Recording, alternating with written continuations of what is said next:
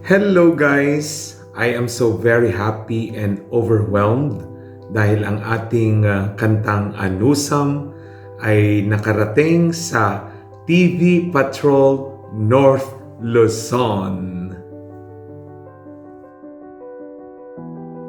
Ilang papuri at pasasalamat sa mga frontliner. May handog ang ilang Ilocano rapper para sa mga ito, habang idinaan naman sa isang awitin na isang Ilocano singer ang kanyang mga paalala laban sa COVID-19.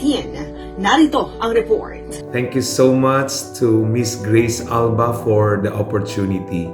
Salamat dahil kahit simpleng awitin lang ay nakarating sa mas maraming tao para maiparating ang mensahe na makakatulong para maiwasan ang coronavirus.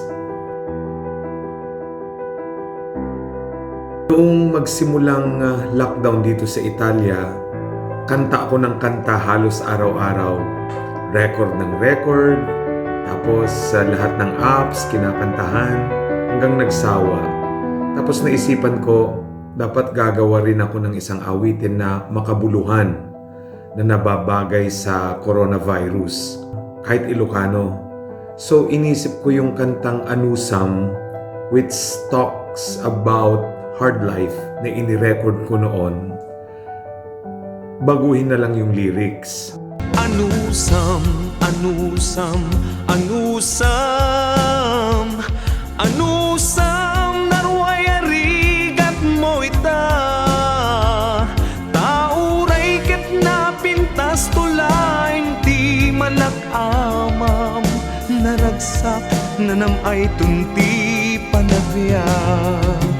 When I was writing the lyrics, nagkataon na nagkatawagan kami ng aking very good friend na si Miss Suprema Corpus, and she gave me a lot of ideas.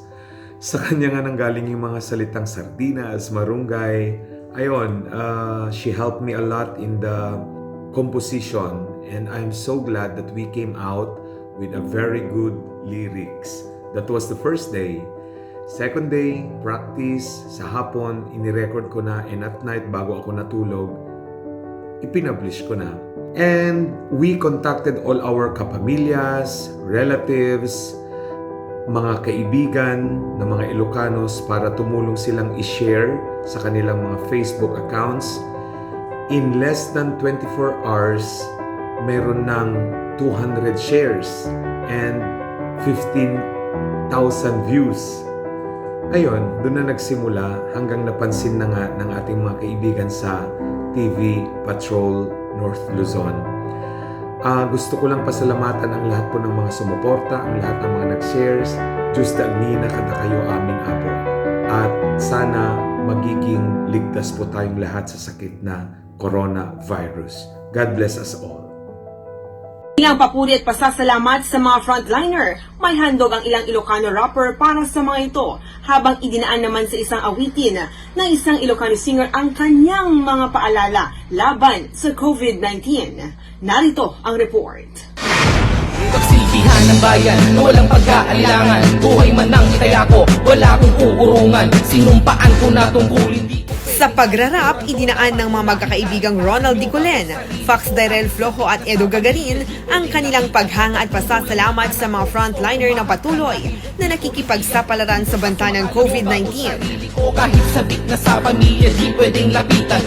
Amin bilang rapper, gusto namin makapaghandog man lang ng awitin para sa kabayanihan ng mga magigiting nating frontliners. No kaya't motibo man ay di mo gawin. May sagmat kang tukit di ang maakaran. Coronavirus na maingka alwaran. At dali na balay ika sa pulang. Ang Ilocano singer at tinaguriang the first Filipino The Voice of Italy na si Armando Corameng na tubong sa Ilocos Norte. Idinaan niya sa isang awit ang mensahe nito sa publiko laban sa COVID-19. Kasayaatan latta, ti agtalinaed, iti uneg iti balay, tapnon malapdan ti sakit nga coronavirus. Sa gitna ng krisis bunsod ng COVID-19 pandemic, hiling niya ay disiplina para sa kaligtasan ng lahat. Grace Alba, ABS-CBN News.